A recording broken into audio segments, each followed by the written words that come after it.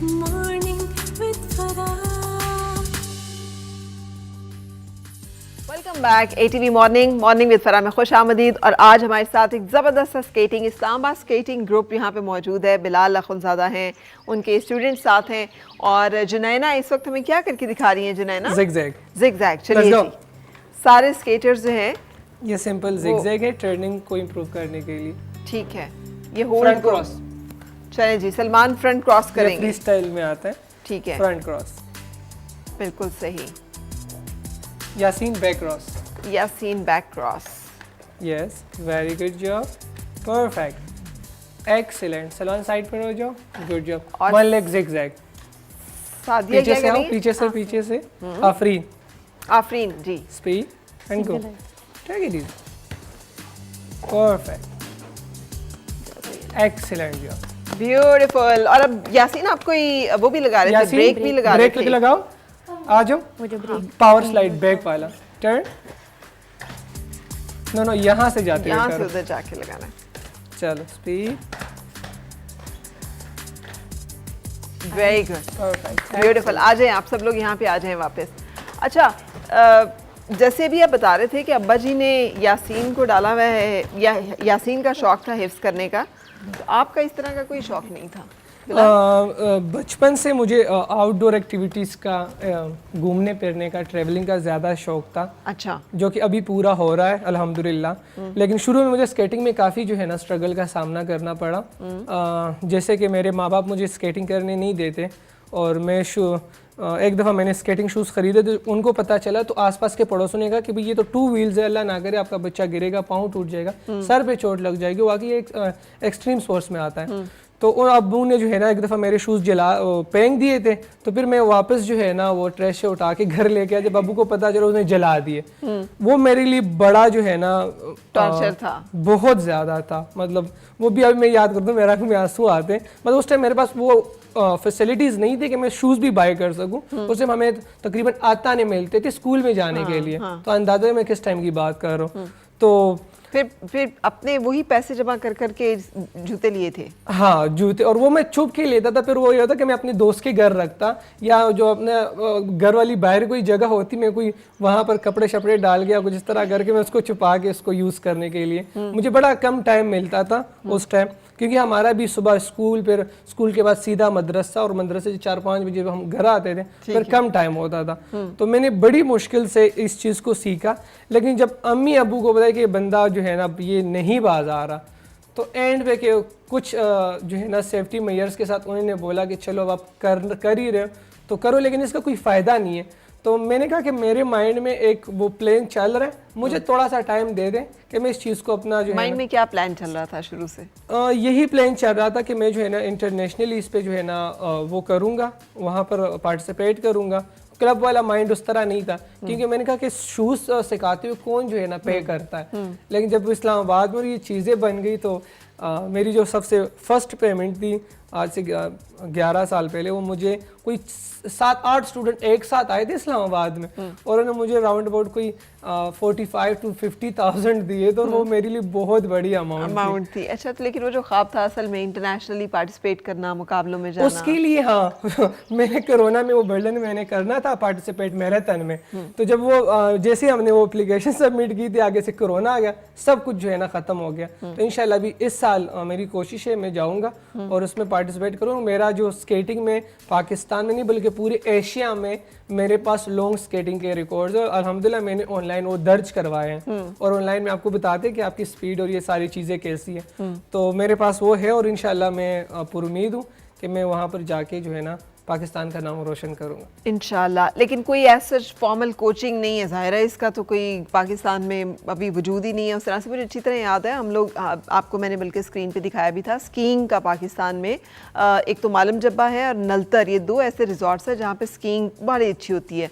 और इन एरियाज़ में जो लोकल्स बच्चे हैं, तो वो यकीन करें लकड़ी के, उन्होंने जैसे आप बता रहे हो ना, लकड़ी के एक लंबे लंबे उन्होंने बना के, स्कीइंग शूज़ तो होते नहीं उनके पास, और लकड़ी के साथ ही वो ऐसी कमाल स्की करते हैं कि जिसका कोई हद हिसाब नहीं। और मैं उनको देख के भी यही सोच रही थी कि अगर इन बच्चों को ज़रा सा भी फॉर्मल ट्रेनिंग और गेयर मिल जाए पूरा, तो ये कितना अच्छा पाकिस्तान का नाम रोशन कर सकते हैं। सो अपॉर्चुनिटीज़ हैं वो तो बेशुमार हैं, लेकिन फॉर्मल ट्रेनिंग नहीं है। तो फिर आप समझते हो कि जो लोग ऐसे मुल्कों से आए होंगे उनके पास इक्विपमेंट भी होगा, ट्रेनिंग भी होगी, कोचिंग भी होगी, तो वो नहीं जीतेंगे? एक्चुअली बात ये है ना कि आजकल के दौर देख लो तो ये सारी चीज़ें जो है ना अब हमारे हाथों में है। सही है, आपको किसी भी दूसरी चीज़ की जरूरत, आप एआई से पूछे, गूगल से पूछे, तो आपको 2 मिनट में ऐसे मशवरे देंगे। आप उससे एआई से पूछेंगे ना कि स्केटिंग के वजह से क्या जरूरी, वो आपको बताएंगे स्केटिंग की ये एक्सरसाइज है, ब्ला ब्ला ब्ला, ये सारी चीज़ें आपको बता देंगे। तो मैं अल्हम्दुलिल्लाह हमारे हर 4 महीने बाद आल पाकिस्तान इंट्रा क्लब चैम्पियनशिप्स होती हैं और उसमें तमाम बच्चे पार्टिसिपेट करते हैं और पूरे पाकिस्तान से जो है ना उससे मेरे जितने भी स्टूडेंट्स थे, लास्ट टाइम हमने एक इवेंट किया था इसमें तकरीबन 150 से ज़्यादा स्केटर्स ने पार्टिसिपेट किया था। और अल्हम्दुलिल्लाह स्केटिंग के हवाले से पाकिस्तान में मैं सबसे नंबर 1 पे काम अच्छा कर रहा हूँ। वेरी गुड, ज़बरदस्त। आपका सलमान क्या इरादा है स्केटिंग को लेके? ये अम्मी क्या कहती हैं, क्या करना है?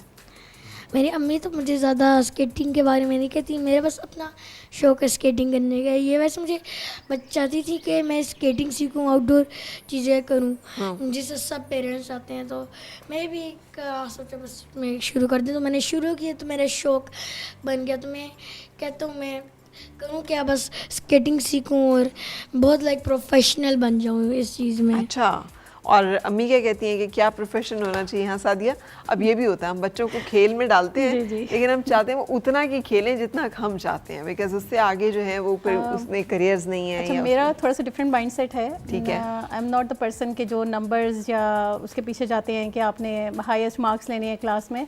आई गो फॉर द स्किल्स, क्योंकि मेरे हिसाब से सोशल डेवलपमेंट, इमोशनल डेवलपमेंट ज़्यादा इंपॉर्टेंट है। और हम लोग खुद भी, मेरा अपना एक इदारा है जिसमें हम सोशल इमोशनल डेवलपमेंट में बच्चों के काम करते हैं। तो इसलिए बच्चों की हर तरह की स्किल्स में उनको अपॉर्चुनिटीज़ देनी चाहिए और जहाँ कहीं पे उनका पैशन होगा, एप्टीट्यूड होगा, वो निकल के सामने आ जाएगा। और उन्हें सपोर्ट करना चाहिए, चाहे वो कोई भी फील्ड है, चाहे स्पोर्ट्स की फील्ड है, चाहे वो एजुकेशन में आगे बढ़ना चाह रहे हैं, सपोर्ट देम। बिल्कुल। अच्छा आफरीन, क्या फ़र्क पड़ता है ये इस तरह की एक्टिविटीज़ करने से? एक यूर गर्ल, तो एक गर्ल चाइल्ड जो है उसके ऊपर क्या फ़र्क पड़ता है? For me, it's very fun because it's healthy. It's a healthy game. It's good for our mental health, physical health, and it builds our leg muscles. So it's pretty good, and I have fun doing it. And I'll just keep it to the fun and enjoy it. अच्छा, मुझे ये बताओ कि confidence level भी कुछ बेहतर होता है आपका एज़ कम्पेयर टू जो आपके साथ की और बच्ची हैं जो नई फिजिकल एक्टिविटीज़ में पार्टिसिपेट करती, आप में और उनमें क्या फ़र्क आपको नज़र आता है? यस, कॉन्फिडेंस लेवल जो होता है ना वो ज़्यादा बढ़ता है, क्योंकि जब आप रेसेस में पार्टिसिपेट करते हैं या आप गिर जाते हैं इस तरह की होते ही, तो आपकी कॉन्फिडेंस लेवल बढ़ता है। तो अगर मैं अपने साथ क्लास फेलोज़ को देखती हूँ तो उनका कॉन्फिडेंस लेवल मेरे से ज़्यादा कम होता है। तो यूजली मैं प्रेजेंटेशंस में ज़्यादा उनके सामने होती हूँ और वो ज़्यादा इतना पार्टिसिपेट नहीं करती जितना मैं करती हूँ। बिल्कुल सही।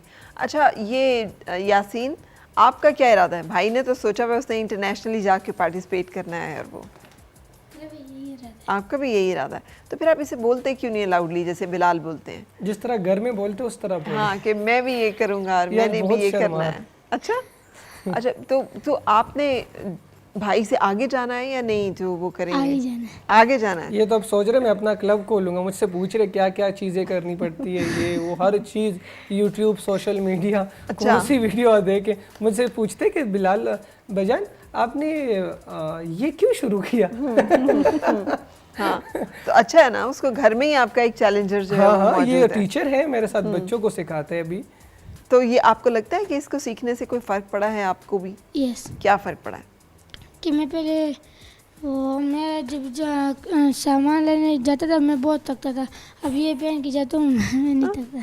क्या क्यूट आंसर दिया है उसने कहा पहले मैं सामान लेने जाता था मैं बहुत थक जाता था, अब मैं ये पहन के जाता हूँ मैं फ़ौरन से जाता हूँ और फ़ौरन से ले आता हूँ, जो भी चीज़ है। And it's actually like this, जो मैं बार बार रेफ़र कर रही हूँ कि हमने अक्सर देखा है कि वेस्ट में आप चले जाएं तो एक हेडफोन लगाया हुआ है या स्केटबोर्ड है या स्केटिंग जूते पहने हुए हैं और आप आराम से जा रहे हैं और आ रहे हैं। मैम पर यहाँ रोड सेफ्टी के बड़े इश्यूज हाँ, हैं। बहुत हैं। अदरवाइज तो मैं खुद प्रेफर करूँ कि बच्चे बजाय के वैन या गाड़ी में जाएं, वो स्केट्स पे जाएं, साइकिल्स पे जाएं।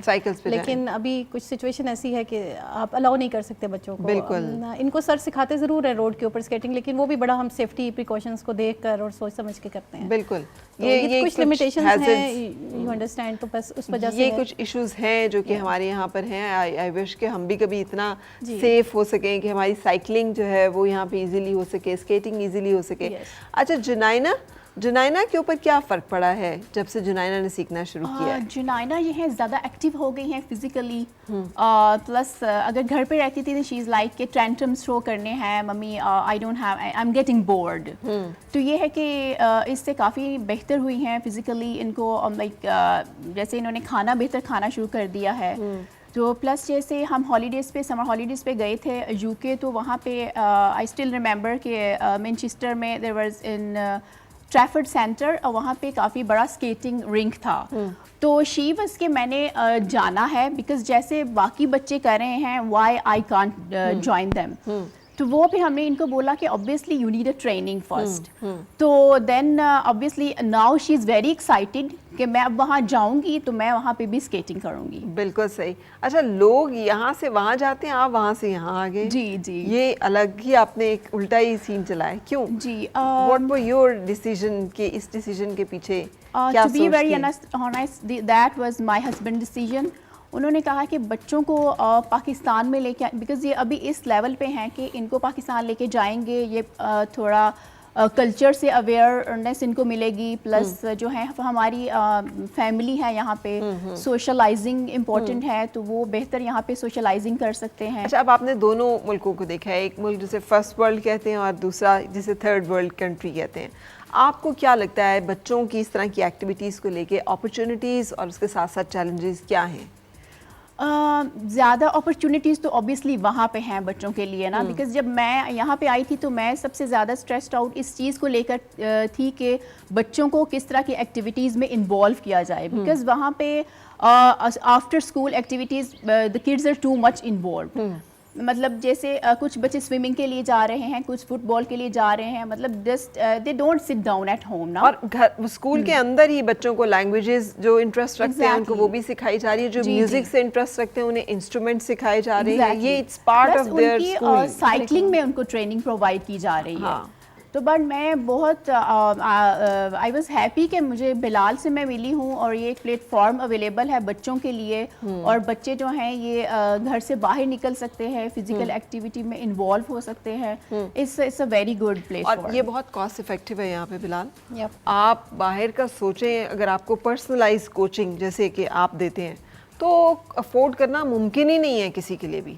वहाँ पे ठीक है कि सारे फैसिलिटीज़ जो हैं स्कूल में और कैंपसेस पे प्रोवाइडेड होती हैं, लेकिन ये पर्सनलाइज क्लब एंड ट्रेनिंग जो है इसका तो कॉन्सेप्ट नहीं है। सो ये एक बड़ा ज़बरदस्त आपने सिस्टम यहाँ पे रखा हुआ है।